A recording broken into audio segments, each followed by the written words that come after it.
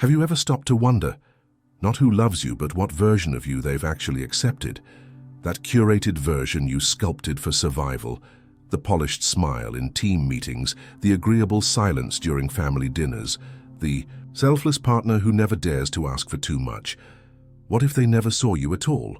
What if every compliment you've ever received, every "I admire you, I need you, you're amazing," was never really about you, but about the performance? Because deep down you already know there's a kind of love that only clings to the mask, and the moment it slips even slightly, and so do they. They say love is unconditional, but that's just the story we tell ourselves to avoid the sting of being unwanted. In reality, most love is a transaction, a subconscious bargain between personas. You offer value, admiration, control, and in return you're allowed to feel needed. But the moment you drop the act, the equilibrium shatters. Try skipping one day of being the reliable one and feel how quickly the room cools. Let your vulnerability leak through just once, and you'll hear the silence shift. Because they weren't loving you, they were loving what you provided: comfort, stability, illusion. The real you that's still buried beneath layers of practiced perfection, unseen, untouched, unloved. You've been clapping for yourself in empty rooms, haven't you? Achieving milestones no one understands, posting smiles you don't feel, replaying that same routine day after day, just to keep their approval alive. But why does it still feel hollow? Why, even after the praise, the paycheck, the affection, do you still wake up with that subtle ache in your chest? Like something's missing, something's misaligned. That's not burnout. That's the grief of being loved conditionally. That's your soul whispering. They adore your disguise, not your essence. And the longer you wear it, the further you drift from the one thing you've secretly needed all along: to be seen without performing. But here's what they don't tell you. The longer you pretend, the more they reward the mask and punish the truth. And so you get stuck in a loop. The better you play the part, the more invisible you become. You start forgetting where the character ends and you begin. Until one day, you wake up next to people who don't know you, working jobs that don't fit you, in a life that applauds you for being someone you're not. And here's the part you're not ready to hear. If you took off the mask right now, would anything around you remain? Or would it all vanish, revealing just how little of it was ever real? Have you ever felt the weight of being celebrated for something that isn't truly yours? Not a trophy, not a talent, but a version of you that doesn't breathe, a construct, a costume. You walk into a room, and the smiles greet not your soul, but the shape you've carved to make others comfortable. They applaud your strength, but it's not your real strength. It's the silence you've mastered.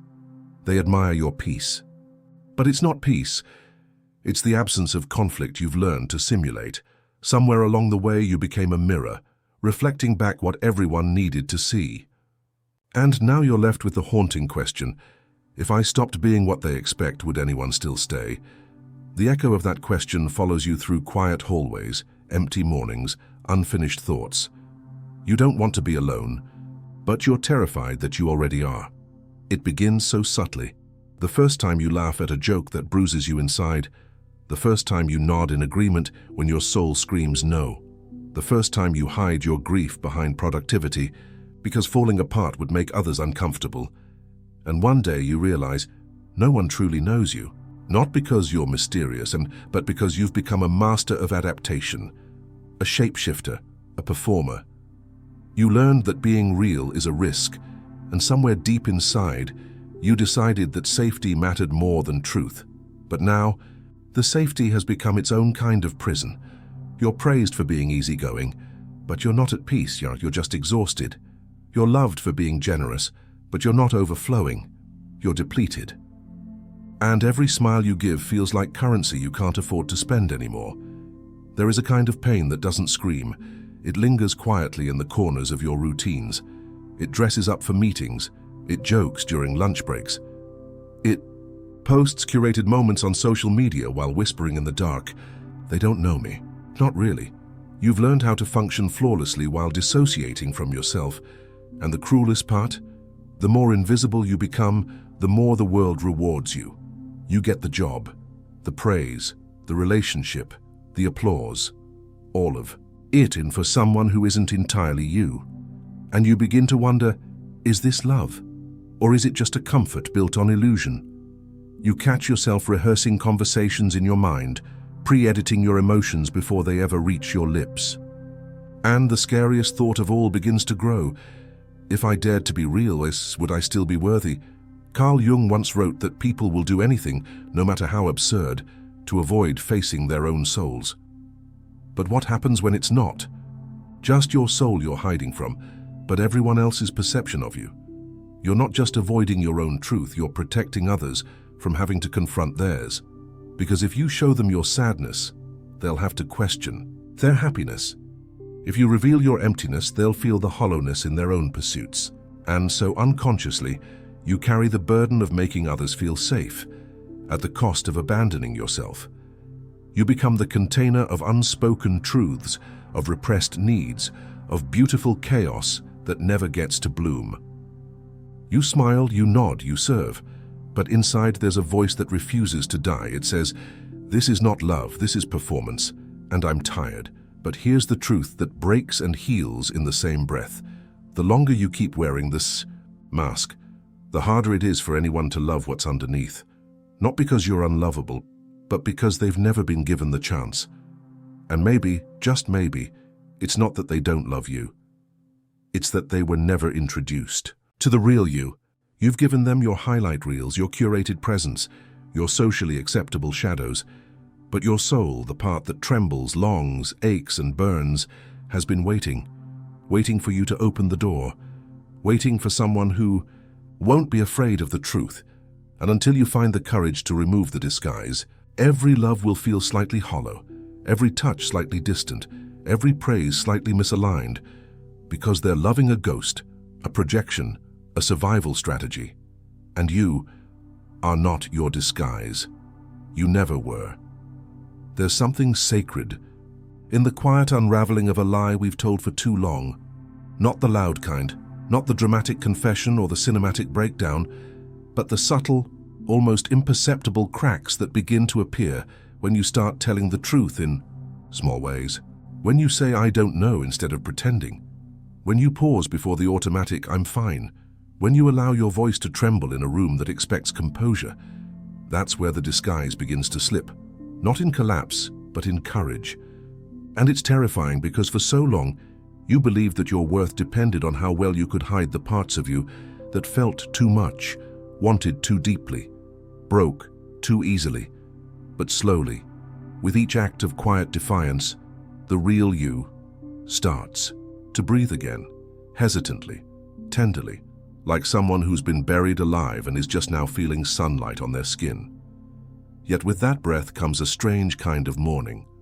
Because when the real you resurfaces, you begin to see all that was built around your absence.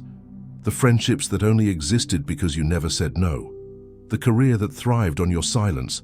The partner who loved your reliability more than your rebellion. And suddenly the life you've built begins to feel like a museum of someone you were never meant to be. A collection of artifacts, trophies, titles, smiles, sacrifices, none of which bear your fingerprints. You find yourself in a house full of people and still feel lonely. Not because they don't care, but because they've never truly met the one behind the curtain. And maybe they wouldn't know what to do if they did. It's in that disorientation that a deeper question arises. Not just who am I, but who am I without their need for me? Because if your entire identity has been built on usefulness, likability, efficiency, then what's left when you're no longer performing? The silence that follows is not empty, it's sacred. It's the space where your true self begins to take shape, outside of roles, outside of applause. But most people never make it this far. They feel the discomfort and turn back. They choose the familiar rhythm of validation over the uncertain song of authenticity. But you are here, listening, feeling, cracking open in places you didn't expect. And that means something has already begun. The shedding is in motion, the unraveling is holy. And once it starts, there is no going back. Jung warned that the most terrifying thing is to accept oneself completely. Not because it leads to chaos, but because it forces a rebirth. And birth is always violent, always painful, always accompanied by blood and light. So don't expect this to feel graceful. Expect trembling hands, expect loss. Expect a kind of sacred loneliness that makes you question if it was even worth it. But also expect clarity. Expect the kind of love that doesn't flinch when you falter. Expect friendships where silence is enough. Expect a relationship with yourself that doesn't feel like a negotiation. Because the truth is, once you begin to strip away the disguise, you will lose people. But you will also find those who were waiting for your truth all along. And maybe most importantly, you'll finally find yourself. Not the version that was shaped by expectations, but the one that existed before you ever learned to shrink. The one that still remembers how to breathe underwater. The one that knows they didn't love you. They loved your disguise. But now, it's your turn to love what's real, and loving what's real begins in the most unexpected of places, in the discomfort, in the silence, in the cracked reflections staring back at you when the makeup wears off and the applause fades. It starts when you stop editing your truth to fit inside the tight, polished boxes others have built for you, when you no longer flinch at the sound of your own voice, trembling and raw, but honest. It's not about being fearless, it's about being willing. Willing to disappoint those who were never in love with your soul, willing to feel the cold distance that honesty brings before it births genuine connection, willing to be misunderstood, misread and even rejected, because you've finally decided that your own acceptance is not up for negotiation anymore. That is the moment the war inside you shifts, not because you've won, but because you've stopped fighting against yourself. The disguise always promised protection, safety, belonging, but look closer and you'll see the cost. Look at the way your shoulders tense before every interaction. Look at how you prepare your words in advance, afraid of revealing too much. Look at the exhaustion that never leaves, not even after rest. That's not just burnout. That's the slow decay of a life performed, a soul never seen. And the scariest part? You became so good at pretending that even you began to forget what was underneath. You stopped asking yourself what you wanted, what you believed, what you needed to feel alive again. You buried it beneath schedules and obligations and smiles that didn't quite reach your eyes.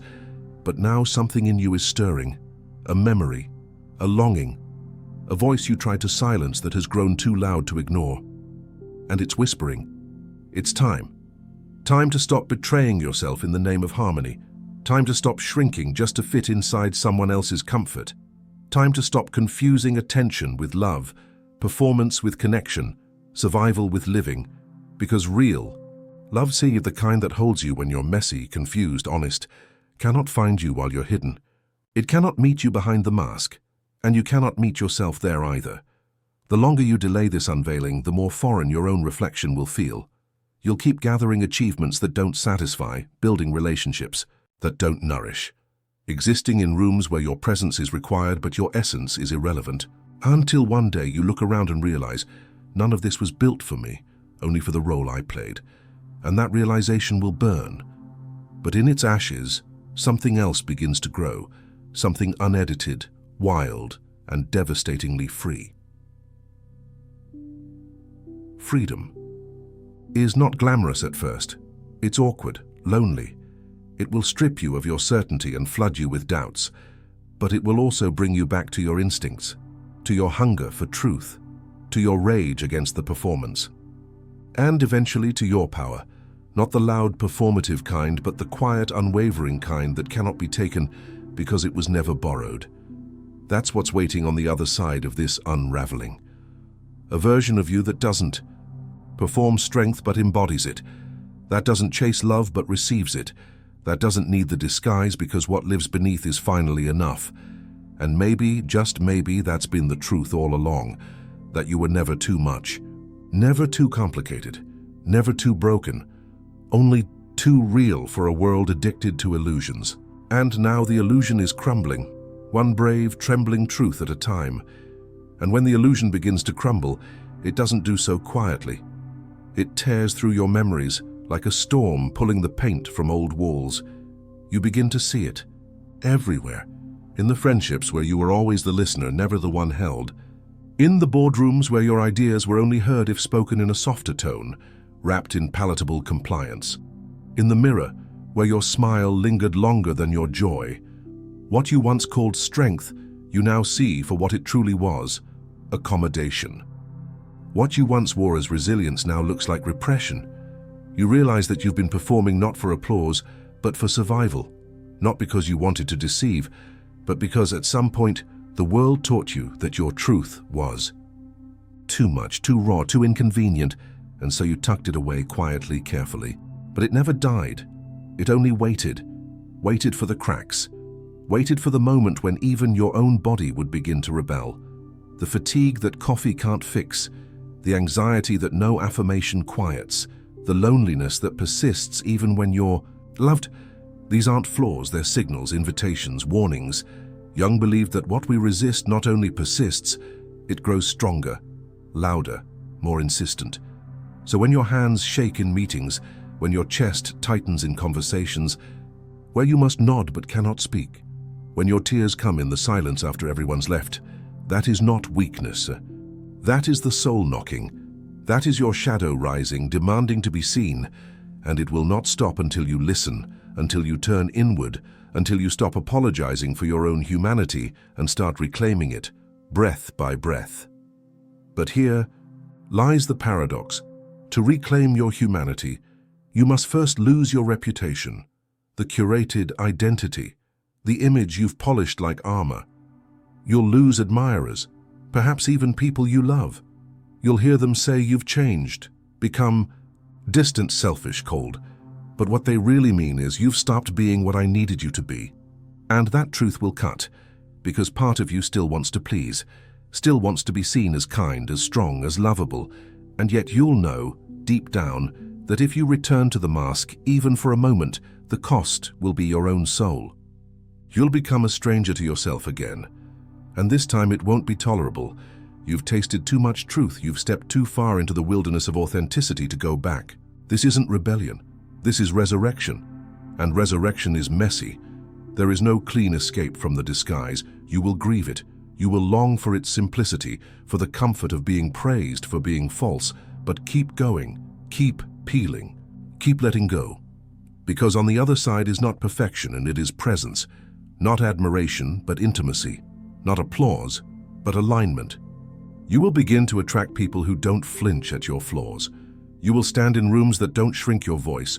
You will meet eyes that don't expect performance, but presence. And most importantly, you will meet yourself again. Not the version you built, but the one that existed long before the world taught you to hide. And when that moment comes, you will no longer fear being unloved. Because for the first time in your life, you'll know what it means to be seen and to stay. And so do you stand now in the silence after the unmasking, not empty, but full of echoes. Echoes of moments you once dismissed as coincidence, now reframed as clues. Echoes of laughter that didn't quite belong to you.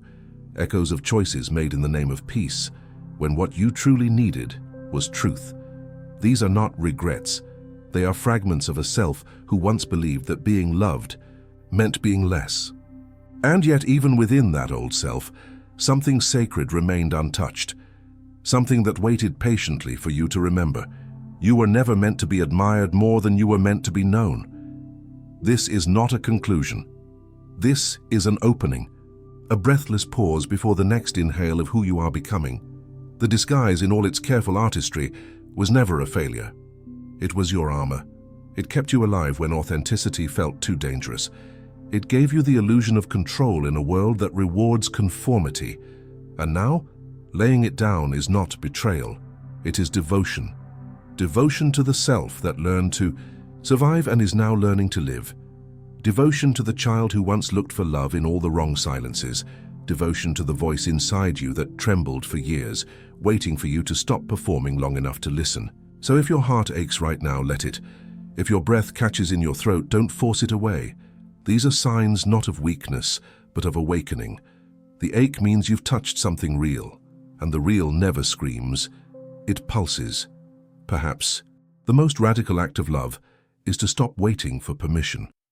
To no longer beg the world to make room for you, but to step into your own presence and let it expand naturally, even if it disrupts, even if it shatters.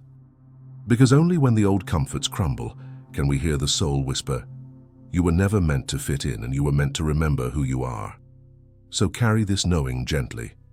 Let it wrap around your next conversation, your next hesitation, your next mirror glance, and ask yourself, not who will love you if you change, but who has truly loved you if you don't.